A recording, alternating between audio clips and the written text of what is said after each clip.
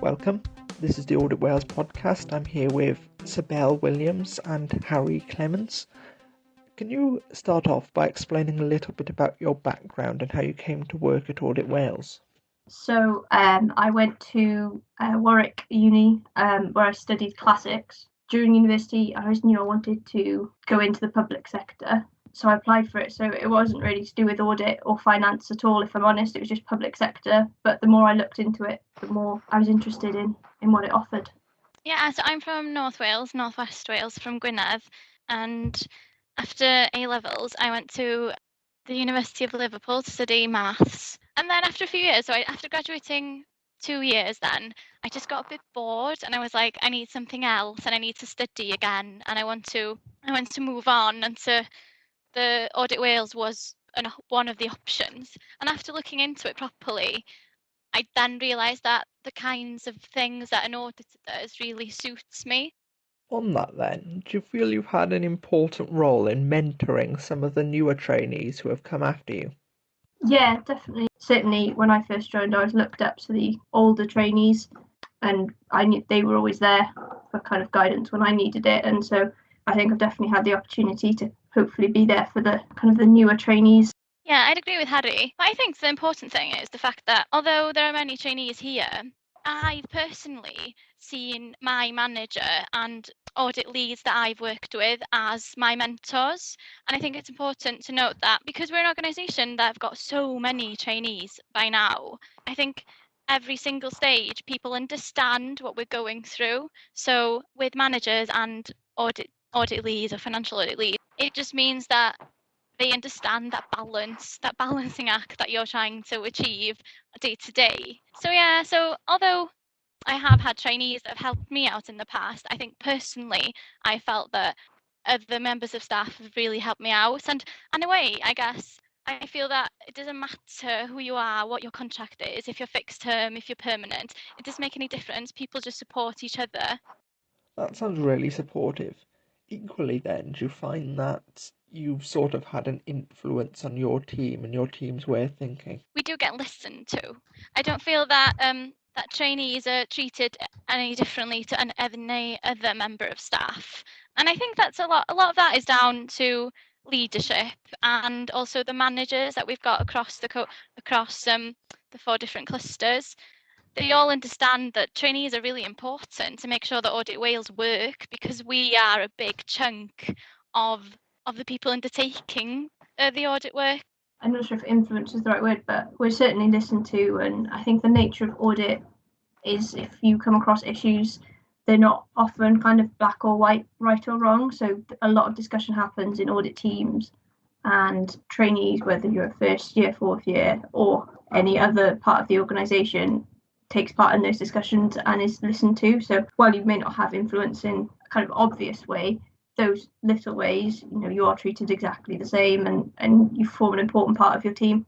That's really interesting then. One of the positives I find working for Audit Wales is you do get to participate in that sort of important work and have a say. Sibel, I know you've done some work on auditing Snowdonia National Park, and Harry, I know you sit on the organisation's executive leadership team. Can you explain a bit about those experiences and how they impacted you? Yeah, so my work on ELT was, I don't want to say a surprise. When the application advert kind of first came out, I was very unsure whether to go for it. I didn't know if they would want a trainee in that position. So I kind of applied and was pleasantly surprised when they did offer me a place on as a staff representative. And I think it shows, it's a big commitment by the organisation to listen to younger people and specifically trainees. Yeah, so you just mentioned Snowdonia National Park there, but so Parc Eryri is just one of the audits that I tend to audit every cycle that we come across. So there are quite a few that basically they try and make sure that you've got continuity on an audit. So they'll often try and make sure that if you're auditing, accounts will say you'll audit it again next year, so that you build your knowledge of that client, and that you build a relationship with the clients as well. And Snowdonia National Park is one of the ones where I went to first of all. So my first week at work, I was on site from day one, and that was the first audit I was on. And I think that's a good example of, for me, how I've been able to progress through this trainee scheme. So now I think this year was third or fourth year when I was auditing, and I'd become more of like a senior level within that audit. And I was able to plan the audit, who was doing what area. I was able to review people's work. It shows you what you can achieve within those 3 or 4 years, how you're able to build as an individual, and how I guess that relationship with a client progresses as they realise as well that, oh, okay, so this person is still here, they're progressing through their exams, they're doing well. And I guess that's what we can both see now, Harry and me, as we're coming towards the end of this trainee scheme, towards the end of the fourth year, that we're both in positions where we're able to lead more. Okay, and on that then, just to finish off, what advice would you give to new trainees starting at Audit Wales? I suppose for me, the trainee scheme is kind of two sides. You've got your exams and your qualification, and you've got work. In respect of the exams, try your best. I think the exams are very passable, and hard work pays off with them. So there will be times when you feel overwhelmed. I'm sure Sav will agree. Like, I think every exam I've sat, I've thought, oh my word, what is this? But if you put the work in, it'll come off. In respect of work, then I would just say take every opportunity. There are so many opportunities. Just take all of them, because they give you opportunities to develop. Yeah, I think Really useful. one of the things I would say is take ownership of your own trainee scheme and of your own development. This is so different. It's a new job, but it's also undertaking your exams and also your personal development. And what I would say is take ownership of that. Make sure that you're driving your own training program. Ask, so if you're starting on a new audit, ask, oh, can I do these areas of the accounts, please? They look interesting. I haven't done them before. You need to show that you're there to learn, and you're happy to learn on the job. And also I would say just dive in and be a member of your team. So don't just stand at the sidelines. Take part in everything.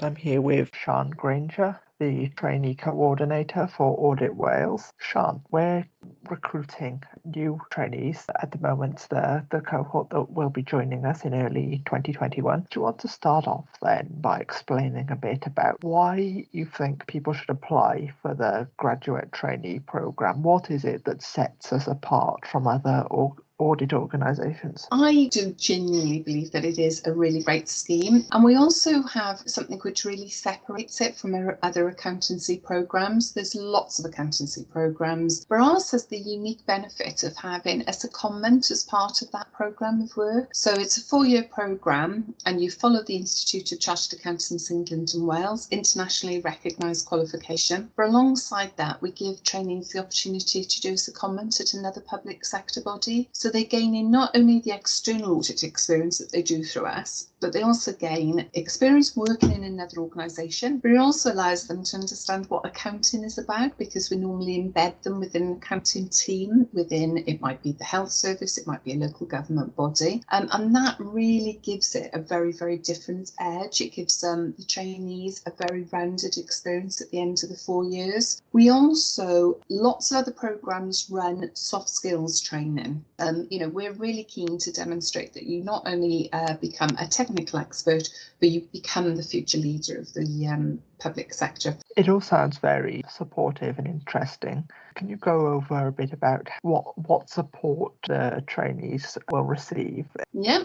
Well, my whole role is about supporting them. So, we do all of the, we arrange the tuition, we pay for all of their study. I'm there at the end of the phone if anything goes wrong, any concerns they've got, they feed back through to me. But they'd also, when they start, they're allocated a line manager who is very, very experienced with supporting trainees. They're trained to understand what ICAW professional training requirements are. And they also have each other and the other trainee cohorts. And I don't think we can underestimate the support that each of those cohorts give one another. They support the training provision that we deliver to them. They support some of the ethics training that we deliver. And they're there on audits as buddies, formal and informal, as mentors and coaches, both formal and informal. So yeah, quite a lot of support over the course of their sort of time with us. Okay, one thing I want to focus on is obviously our last few cohorts of trainees we've had to induct in a very different way, and their application and induction process has been entirely online. Almost certainly this next cohort of trainees will initially be working from home. What would you say to people who are applying who are perhaps worried about that? How are we helping them to overcome those struggles that come with COVID? And it has been difficult. It's been difficult for all of us. What have we done to try and help them? We've tried to build in lots and lots of time for relationship building, and it's not the same. And I'm not going to sit here and pretend that it is the same trying to do it via Teams or Zoom. It's not. But we've tried to build in lots of time for them to engage with each other on an informal way. They've also been meeting lots of people. So the managers have been meeting with them virtually every other day. They've got dedicated buddies who've been meeting and then introducing them to other people. So we've been doing lots and lots of engaging. And so they had lots of meetings with lots of different people to try and understand the organisation a bit more as well, to give them a broader knowledge of where they were fitting into Audit Wales. And what I would say is to anyone who wants to apply, I'm at the end of the phone, so if anyone ever wanted to chat about it all, I'm there to sort of give them a bit of a chat and have a natter there. But also not to worry. Often assessors are as anxious as the candidates in doing all of this. And, we are used to now chatting online. So we will do all that we can to make those people feel welcome, and we don't just dive in, we'll be asking them about them and chatting and trying to make them feel at home. But yeah, it's going to be a tough experience for, I think, assessors and candidates as we move, but we're not in our own. Yeah, and I think the important thing to remember is that COVID being made to work from home is sort of one part in what will be a 4-year journey for these trainees. Absolutely. Well said, Alex. Absolutely. And I keep saying to the new cohort particularly, this is a bit of a bump in the road in the way that you're starting, but this isn't going to sort of determine how your programme is going to look. It is just one little aspect. And, we will get back to the workplace, and we will get back engaging, and we will get back out visiting clients, and their experience will be as rich as anyone else's, because we'll make sure that it is. We're committed to giving anyone who comes to work for us, a programme that is really rich, giving them lots and lots of genuinely challenging experience and giving them the platform for a really fulfilling career in finance in the future.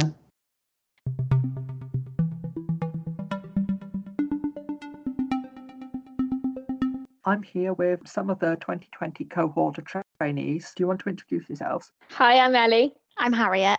My name is Anna. I'm Zibby. And I'm Morgan. Thank you all for joining me today. Now, I think it's fair to say that your process of application and induction has been different from that of any other group of trainees in that it's been entirely virtual. Can you explain how you have found the process of starting in a new role during the COVID-19 pandemic? I was pretty sceptical at first, starting from home, never having met anyone from the organisation, not really knowing how to do my job at all. But I've actually been really surprised with how well it's gone. And I think the support we've had has been amazing. Yeah, I think starting a new job at any time is nerve-wracking, but sort of building yourself up, not getting dressed every morning to go to a new building and meet people, but just getting dressed to go and sit in the next bedroom in front of a computer screen and just talk to people virtually is just completely different, I think. Yeah, from my point of view as well, this is my first real job, if that makes sense. So I kind of don't know any different, slightly different experience for me, but